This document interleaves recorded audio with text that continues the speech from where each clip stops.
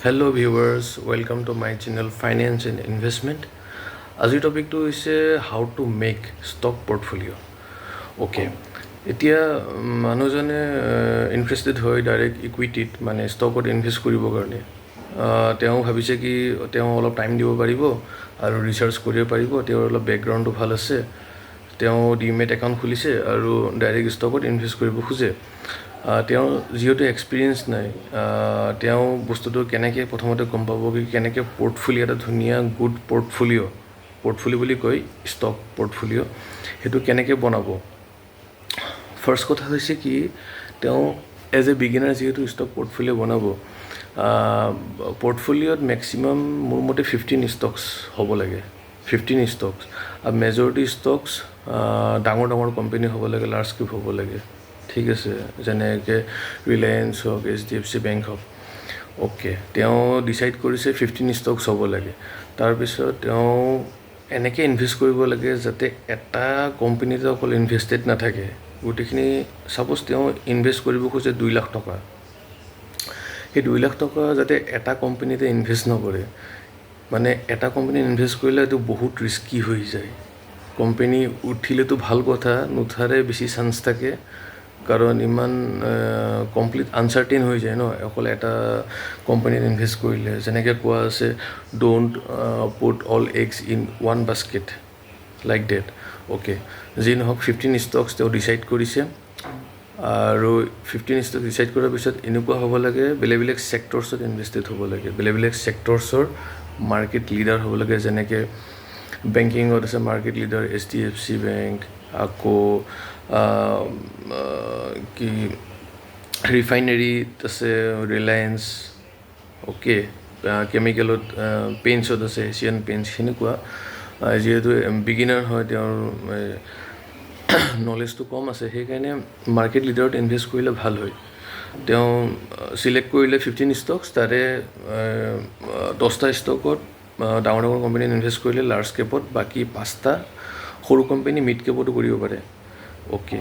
আৰুতো নেক্সট কথাটো হৈছে কি তেওঁ পৰ্টফলিঅ' কিমান পাৰ্চেণ্ট এটা ষ্টকত ইনভেষ্টেড ৰাখিব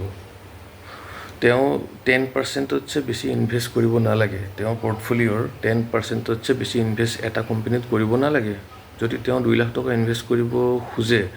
তেতিয়াহ'লে 2 লাখৰ 10% এটা কোম্পানীত ইনভেষ্টেড থাকিব লাগে তেতিয়া বেলেঞ্চটো ভাল হয় যোনটো পৰ্টফলিঅ' বেলেঞ্চ সেইটো বহুত ভাল হয় তাৰপিছত আৰু এটা কথা তেওঁ পৰ্টফলিঅ' বনালে এতিয়া তেওঁ মাজে মাজে মনিটৰ কৰি থাকিব লাগে পৰ্টফলিঅ'টো এনেকুৱা নহয় যে পৰ্টফলিঅ' বনালে পাহৰি গৈছে কাৰণ ষ্টক মাৰ্কেট বহুত ভলেটাইল তাৰপিছত আৰু এটা ইম্পৰ্টেণ্ট কথা সেইটো হৈছে কি যোনটো কোৱাৰ্টাৰলি ৰিজাল্ট ডিক্লেয়াৰ কৰে ন কোম্পানীয়ে কোৱাৰ্টাৰলি ৰিজাল্ট ডিক্লেয়াৰ কৰে সেই ৰিজাল্টটো ষ্টাডি কৰিব লাগে কোম্পানীৰ কিমান প্ৰফিট হ'ল কিমান এক্সপেঞ্চ হ'ল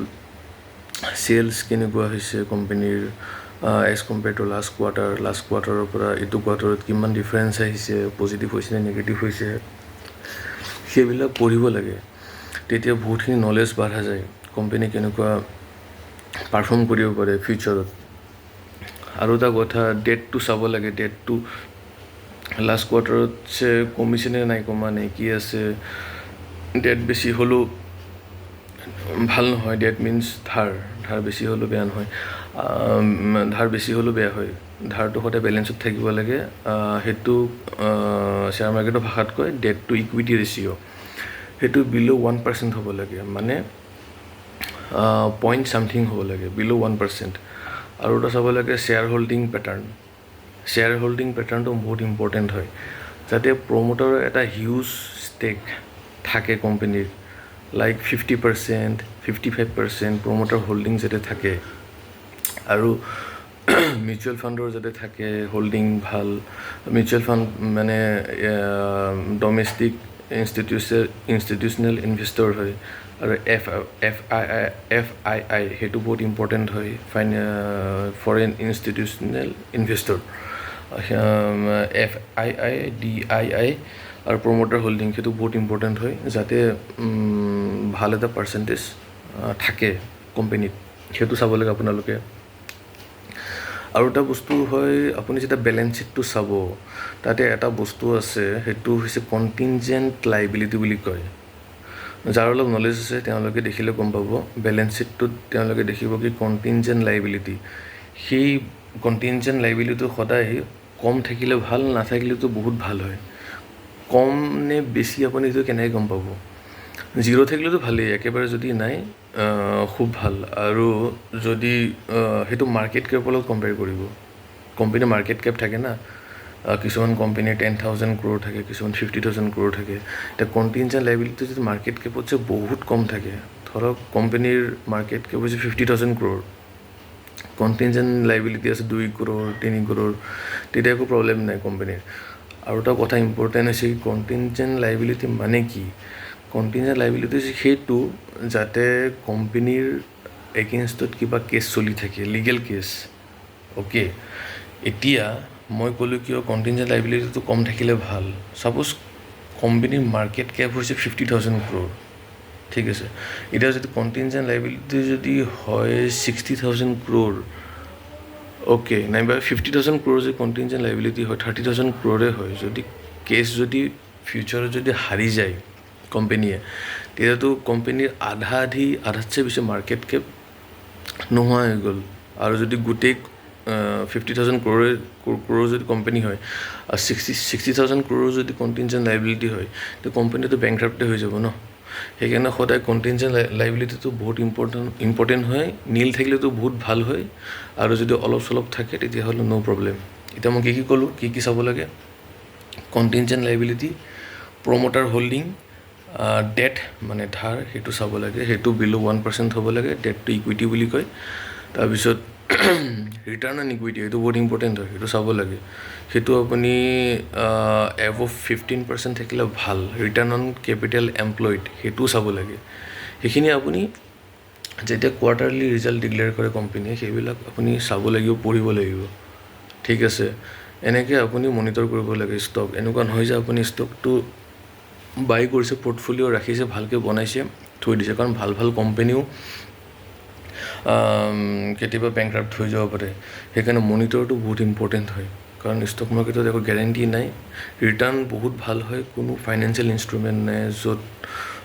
ষ্টক মাৰ্কেটতছে বেছি ৰিটাৰ্ণ হয় ৰিটাৰ্ণটো বহুত ভাল হয় কিন্তু ৰিস্কিও হয় আপোনালোকে মনিটৰ কৰি থাকিব লাগিব কোৱাৰ্টাৰলি বেচিছত এতিয়া মই কি ক'লোঁ কেনেকৈ গুড পৰ্টফলিঅ' বনাব লাগে কিমান ষ্টকছ থাকিব লাগে আৰু কেনেকৈ মনিটৰ কৰিব লাগে ঠিক আছে তাৰপিছত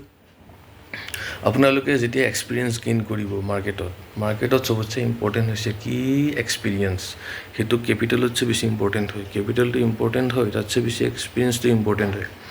এক্সপিৰিয়েঞ্চ যিমান আপুনি গেইন কৰিব মাৰ্কেটত সিমানে আপুনি পিছত অট'মেটিকেলি বস্তুবিলাক নলেজবিলাক গেইন কৰি থাকিব পাৰিব যেতিয়া আপুনি এক্সপিৰিয়েঞ্চ গেইন কৰিব পিছত ধৰক আপোনাৰ 5-6 বছৰ হৈ গ'ল তেতিয়া আপুনি লাহে মিড কেপতো যাব পাৰে যদি আপুনি কনফিডেণ্ট হয় ৰিস্কটো আপোনাৰ বাঢ়ি যায় আপুনি ৰিস্ক ল'ব পাৰে তেতিয়াহ'লে আপুনি মিড কেপ স্মল কেপতো যাব পাৰে ঠিক আছে এজ এ বিগিনাৰ আপোনালোকে লাৰ্জ কেপ কোম্পানীতে বেছি ফ'কাছ কৰিব মানে ব্লু চিপ কোম্পানীবিলাকত আৰু নট মোৰ দেন 15 ষ্টক চাব লাগে তেতিয়া ভাল হয় বেলেঞ্চটো ভাল হয় সেইখিনি কথা এতিয়া মই এজ এ বিগিনাৰ হিচাপে কেনেকৈ বনাব লাগে গোটেইখিনি কথা মই কৈছোঁ অ'কে পিছত আৰু এডভান্স ভিডিঅ' বনাম ষ্টক মাৰ্কেটৰ ওপৰত অ'কে যদি ভিডিঅ'টো ভাল পাইছে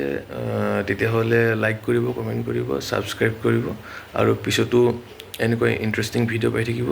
ছাবস্ক্ৰাইব কৰিলে আপোনালোকে এনেকুৱা ভিডিঅ' আৰু পাই থাকিব পিছত